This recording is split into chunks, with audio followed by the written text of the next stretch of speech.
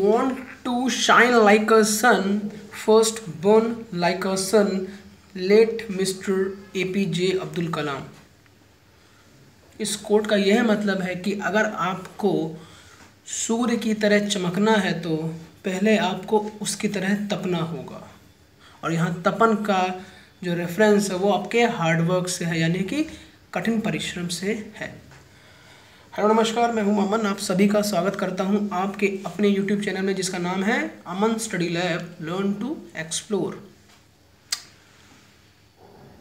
आप हमें Telegram channel पर ज्वाइन कर सकते हैं, अमन स्टडी लैब जिसका नाम है।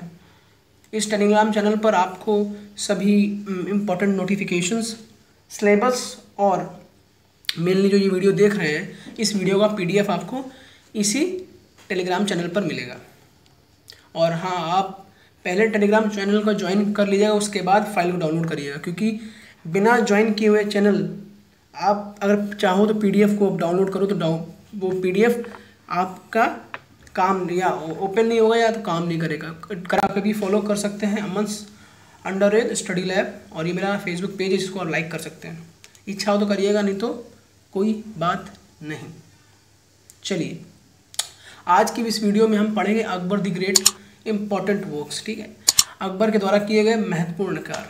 अब उनके लिए तो महत्वपूर्ण कार्य थे, साथ में हमारे परीक्षा के लिए भी जो महत्वपूर्ण कार्य हैं, है ना, वो हम पढ़ेंगे मेनली। हालांकि अकबर के बारे में पढ़ा जाए तो बहुत ज़्यादा पढ़ने को है कंटेंट, लेकिन हमें वही पढ़ना है जो कि हमारे एग्जाम में। शुरू करते हैं।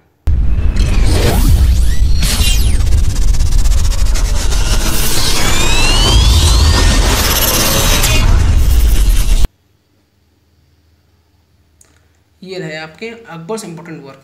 ये जो यही इतने वर्क हैं जो कि आपके विभिन्न परीक्षाओं में मैक्सिमम टाइम बार पूछे गए, मैक्सिमम बार ज़्यादा पूछे गए। ठीक है, तो इसकी जो ट्रिक है वो मेनली ये है कि दात जी खिचड़ी को ब्रैकेट में सिकरी यहाँ के लिखा है, क्योंकि हमारे यहाँ खिचड़ी को सिकरी भी बोलते हैं।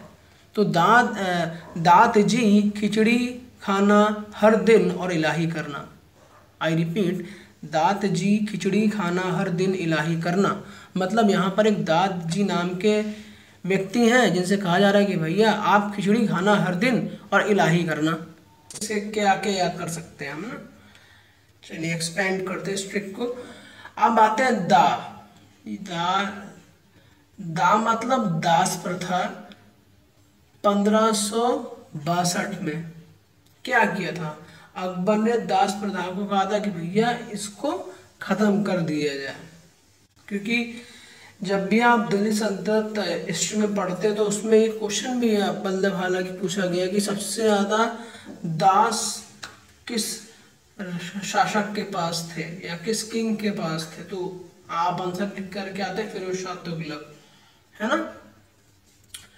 तो इसका मतलब है कि पहले लोग जितने ज़्यादा दास होते थे जिस शासक के पास, वह व्यक्ति उतना ही पावरफुल माना जाता था। तो इस अब आता है ता से होगा तीर्थ यात्रा 1563। अभी तीर्थ यात्रा मतलब यही है ना। हमारे हिंदूज में तीर्थ यात्रा होती है, मुस्लिम्स में क्या होता है जिससे वो लोग हज पे जाते हैं ना, तो वो सेम चीज़ थी। लेकिन इसमें होता क्या था कि इसको तीर्थ यात्रा को हिंदू टेम्पल टैक्स भी बोलते थे।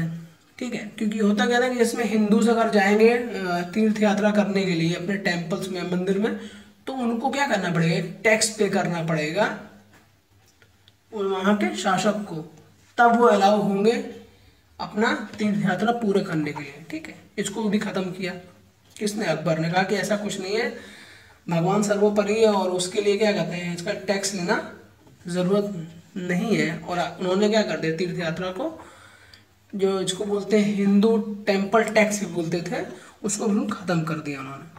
कि मतलब आप चाहे हिंदू हो चाहे मुस्लिम हो, कोई भी दिक्कत नहीं है, आप आराम से अपने भगवान की वर्शिप करिए या अपने भगवान की पूजा करिए, कोई भी प्रॉब्लम नहीं है। यहाँ पे आपको कोई भी टैक्स एक्स्ट्रा नहीं देना है। अब आता था जी फॉर आता है जजिया कर, जो कि 1564 में अकबर ने कहा कि इसको क्या किया जाएगा, ख़त्म कर दिया जाए जजिया कर।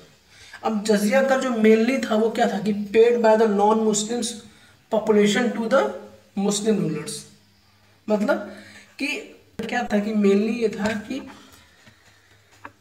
जो कि नॉन मुस्लिम रहते थे, है ना, मुस्लिम शासक के टेरिटरी में या उसकी जगह पर, है ना, तो उसकी ये कह सकते हैं कि उनका कहना ये था कि हम आपको सुरक्षा दे रहे हैं, है ना, तो इसलिए आप हमें टैक्स पे करिए। तो जो कि नॉन मुस्लिम्स थे, जो कि मुस्लिम नहीं थे, तो वो लोग जो है जजिया कर के तहत अपने राजा को, जो कि एक मुस्लिम शासक थे, उनको ये टैक्स देते थे। अब आते हैं सीकरी, है ना। सीकरी क्या है? फतेहपुर सीकरी। तो यहाँ पे फतेहपुर सीकरी की स्थापना किसने की थी? अकबर ने की थी 1575 में। हालांकि यहाँ पे जो डेट्स हैं ये एक्यूरेट नहीं होंगी, क्योंकि ये डेट्स कैसी हैं, डेट आपकी अप्रॉक्सीमेट डेट ली गई है। आप कभी लूसेंट में जो किताब है, जब जानी मानी किताबें हैं, लूसेंट हुआ, यूनिक पब्लिकेशंस हुए, है ना, और एनसीईआरटीज हुई, तो सबकी जो ऑथेंटिक है वो एनसीईआरटीज बुक्स में यही डेट्स दी हैं, है ना। तो अप्रॉक्सीमेट डेट्स आपको यही देखने को मिलती हैं। अब आते हैं हर मतलब क्या आता है? मजहर 1579 में इंट्रोड्यूस किया। अब ये मजहर के तहत, यानी कि मजहर नामा के तहत अकबर ने ये डिसीजन लिया कि मतलब कोई भी अगर पहले होता क्या था कि जैसे मान लीजिए कोई भी धार्मिक विवाद उत्पन्न हुआ या कुछ भी ऐसा हुआ, तो उसके जो काजी या मौलवी साहब होते थे उस समय, तो वो लोग जो है उसका फैसला करते थे कि ये सही है कि गलत है। लेकिन इस मजहर के नामा के तहत अकबर ने अपने आप को एक क्या कहती है, अपने को अधिकार प्रदान किया कि